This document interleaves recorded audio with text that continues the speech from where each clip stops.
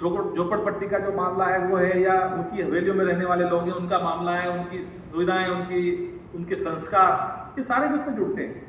बुद्धि तथा आपराधिकता, ये भी एक बड़ा मामला है। बुद्धि शब्द जो है बड़ा टिपिकल शब्द है।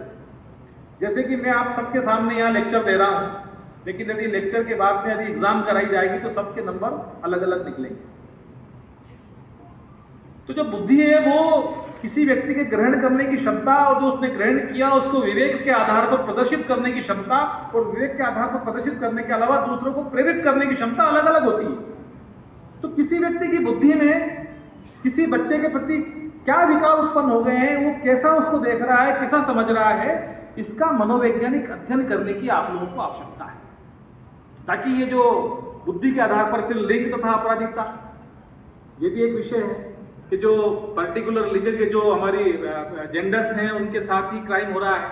तो इस विपरीत लिंग के प्रति आकर्षण का जो एक सहज स्वभाव मनुष्य का है, उसको हम संस्कारों के द्वारा, नैतिक शिक्षाओं के द्वारा, परिवार की पृष्ठभूमि के आधार पर आकलन करते हुए उसको कैसे सुधारें, ये सबका लिए हमारे ये सबका भी हमारे बीच में हमारा टास्क होना चाहिए। ये भी हमारे लिए एक महत्वपूर्ण है। अब पाक्सो जो रूल थे 2022 के और 2020 के, 2020 के तो लगभग सबको मालूम है, लेकिन 2022 में कुछ परिवर्तन इसमें हुए हैं, और आज जो ये कार्यशाला हो रही है ये इस परिवर्तन का परिणाम, वो मैं आगे इसमें बताऊंगा।